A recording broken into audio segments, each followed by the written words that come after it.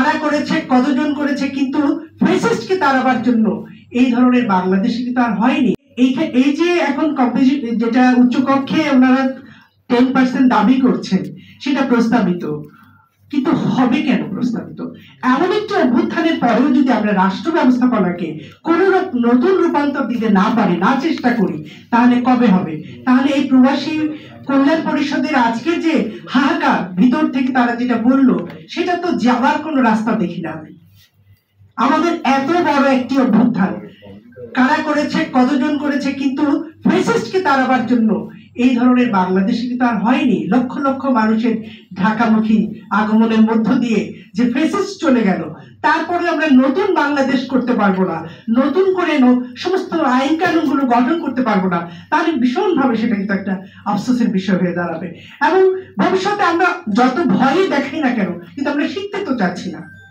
আমি সংস্কার কমিশনের অনেকগুলো বৈঠকে উপস্থিত থেকেছি, ঐক্যমত সংস্কার কমিশনের। সেখানে আমি দেখি যে গতানুগতিক কথার বাইরে কেউ নতুন কথাকে নিতে রাজি না।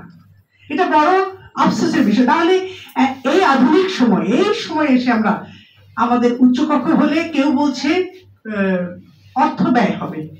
আরে বাবা, এখান থেকে লুটপাট হয়ে কোটি কোটি টাকা চলে যাচ্ছে, আর একটি ব্যবস্থাপনা, আমার নতুন কাঠামোগত একটি ব্যবস্থাপনা যদি করার জন্য আমার ব্যয় হয়, সেটাও তো আমার রাষ্ট্রের প্রয়োজনই হবে, কল্যাণই হবে। সেটাতে আমরা পিছু পা। প্রচলিত যা বিধিবিধান আছে তার বাইরে কেউ যেতে চান না, তাহলে সেজন্য এখনো প্রস্তাবিত রয়েছে। অথচ হতে পারতো, এই যে কৃষিবিদ বললেন, বিশেষায়িত লোকগুলো কোথায় কথা বলবে, ক্ষুদ্র নৃগোষ্ঠী কোথায় কথা বলবে, প্রবাসী কল্যাণের জন্য কোথায় কথা বলবে? তাহলে উচ্চকক্ষটা কত বড় দরকার, সেখানে আমরা কথা বলি না। আপনারা জানেন, আপনাদের সকলের অনেকের প্রিয় নেতা, আপনাদের সকলে চিনেন, জানেন, আসম আব্দুর রব 80 সাল থেকে বলছে যে আমাদের উচ্চকক্ষ লাগবে, সেটা বিশেষায়িত জনপ্রতিনিধি না হোক, কিন্তু সেটা যদি আমরা পিআর পদ্ধতিতেও হয় অথবা সিলেক্টিভ হয়, মনোনীত না হলেও সেটা দিয়েও কিন্তু আমরা আমাদের রাষ্ট্রের এই চেক এন্ড ব্যালেন্সটা করতে পারি। আমরা ওই ফাঁক ফোকরগুলো থেকে কথা পেতে পারি, যেটা নিয়ে আমাদের এতদিনকার লড়াই। আমরা ভয় দেখাচ্ছি যারা ক্ষমতায় আসবেন তারা যদি না মানেন আপনাদের পরিণতিও ভয়াবহ হবে, কিন্তু আমরা সিস্টেম বদল করতে চাচ্ছি না। এই কমিশন শেষ পর্যন্ত কি করবে আমি জানি না।